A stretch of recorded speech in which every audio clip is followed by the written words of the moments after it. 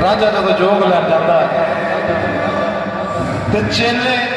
बोलियां मारते ने भला केड़ियां। एक जना कहता तेरी कुर्सी कहते मैनू 40 साल हो गए मैनू जोग की लिफ्ट नहीं कराई है। एक कहता जोगी पीर तेरे पैर धोंदिया मैनू इन्ना चिर हो गया लेकिन मैं सदके जावा सैयद वारिस शाह लजपाल दे वो पता की फरमाते ने पालनाथ दे कोल खलो के रांझा चेलियां नूं पता की कहंदा कहंदा पालनाथ जिया तुसां जानना हाँ जेड़ा होया हाँ तुसां दा खास भाई सभ्य त्याग करो मेरे हाल उत्ते। मेरे सज्जनों मेरे मित्रों जदों चेलियां नूं ने कहा मैं ते पालनाथ वर्गा तुहानूं जानना तुसीं मेरे तो शरण क्यों डे हो। अगों चेले इस गल का जवाब दे के पता की कहते हैं हजरत मोहतरम राजे चेले कहते हैं। एक लाइन है मैं शाह वारसी साडे सरकार ही ने इंशाअल्लाह आके पेश करनगे चेले का ते रांझे का इस मुकालबे का ना अगे जाके जवाब है। मैं अगर तुहाडी इजाजत होवे जवाब दे के मैं उन्होंने अगों चेले कहते हैं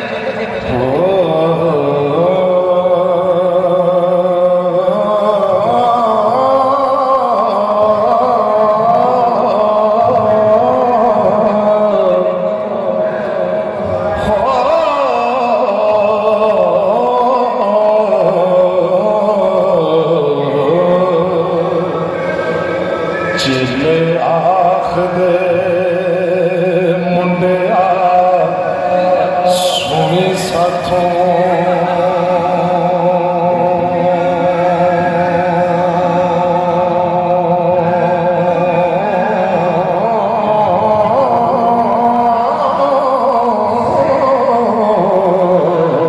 असी सच दी बात सुनावने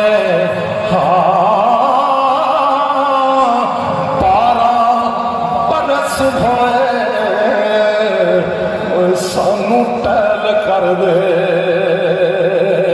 हाय मंग पिन के नित खवावने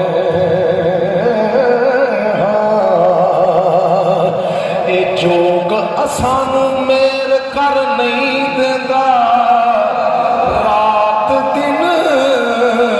पे रात दिन रब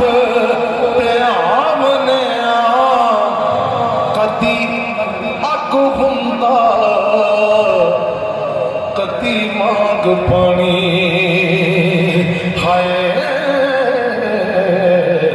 कोई इस दायंत ना पावने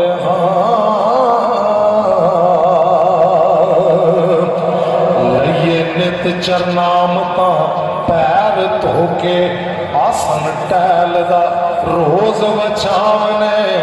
हाँ माता गंग तो जल लिया के ते प्रभात स्नान करावने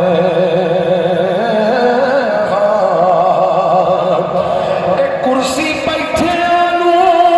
मथा टेक के दे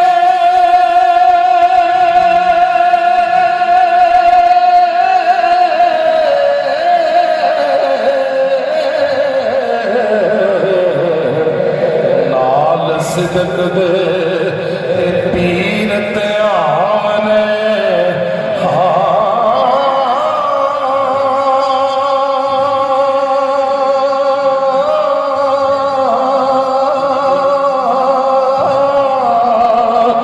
वारस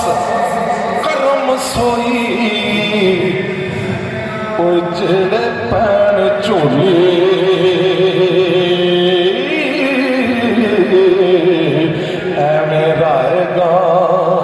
उमर गवावने नारा हैदरी वारिस शाह सुखन दा वारिस निंदे क्यों इन्हां नूं हरफ इन्हां ते उंगल धरना की